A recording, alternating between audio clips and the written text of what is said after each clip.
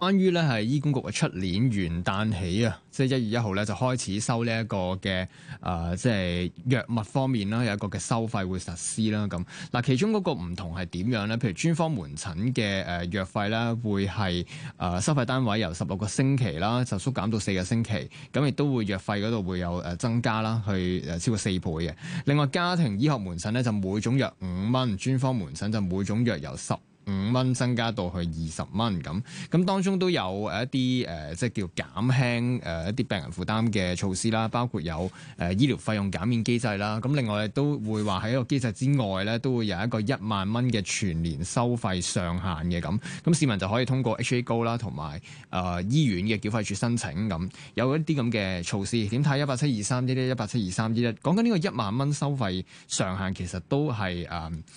只要話市民係接受合資格嘅醫療服務嘅範圍啦，譬如住院啦、急症啊、專科門診啦、家庭醫學門診啦、公私營協作計劃等等咧，就唔需要經濟審查。頭先都話可以係申請到㗎啦，咁不過就要市民自己去申請嘅咁。有關於整體呢一個嘅出年元旦起實施嘅即係公營醫療服務收費嘅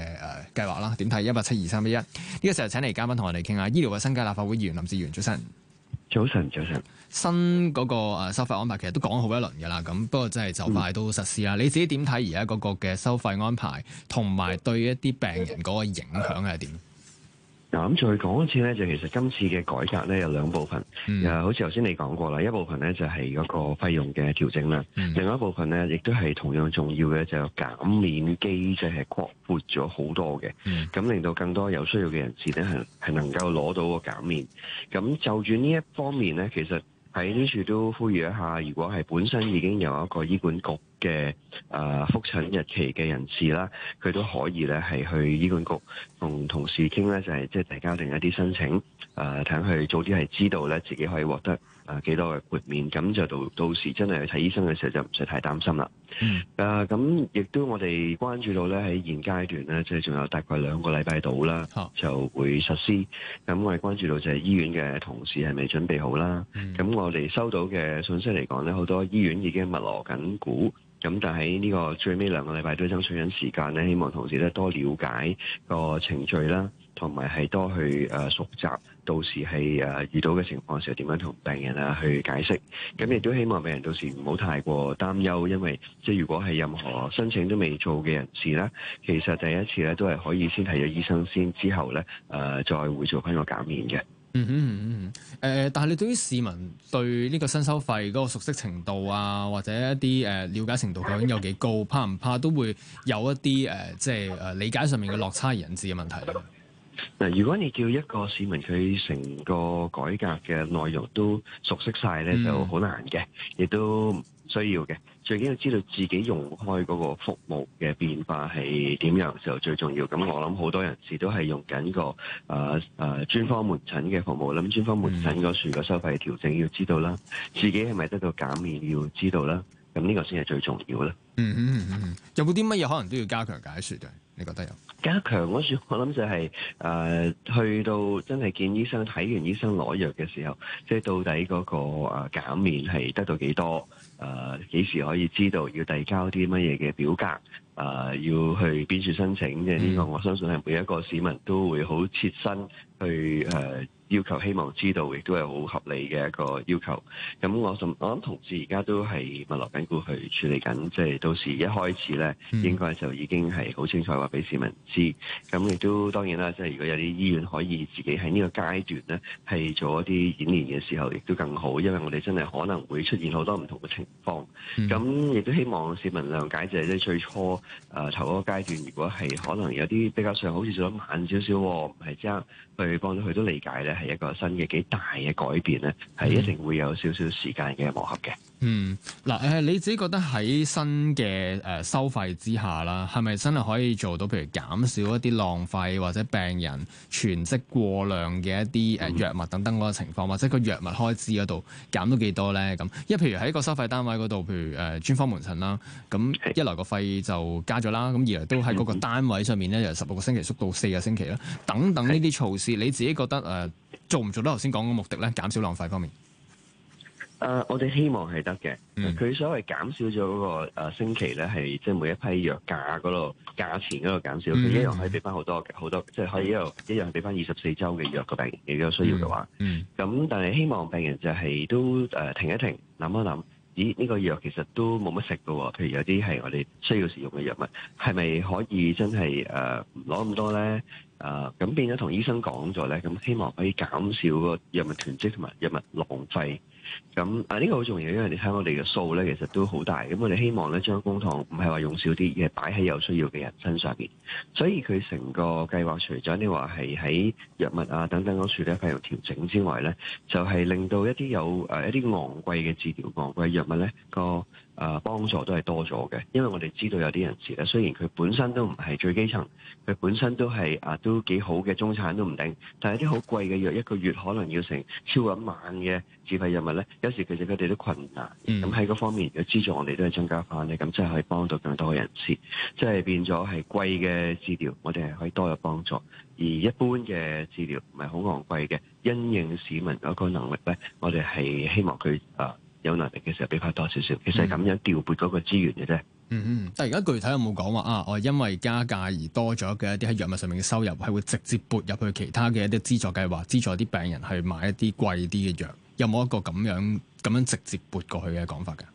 我諗唔係撥唔撥過去啦，即係就係你係得咁多錢，你點樣用嘅啫？咁而家即係你見到過去一年醫管局用喺藥物嘅開支已經係120幾億，咁都幾多噶啦。即係往往嚟講都係1/10甚至更多整個醫管局嘅開支。咁我哋唔壓縮個開支，咁我哋就但係將個資源導向有需要嘅，呢個必須要做。咁其實你唔需要話點樣撥，而係當我哋呢邊加咗，嗰邊減咗，嗰邊機制減免機制提升咗，自然啲錢就會流向咗去支援嗰方面嘅。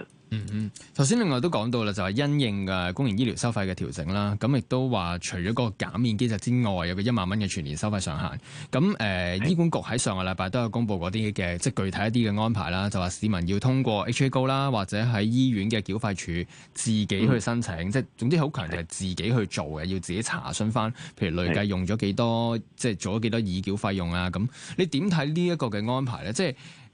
要市民自己主動去做，有冇一個難處，或者對某一啲病人嚟講未必咁容易做到咧？1萬嗰個上限係要申請嘅。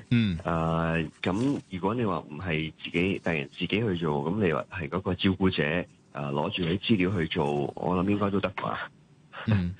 係總之都係要親身去做嘅，就係 HA 高上面做先可以。如果唔申請嘅時候，咁就可能會過咗額，係冇得入去有封頂嗰個數嗰個措施俾佢都唔定。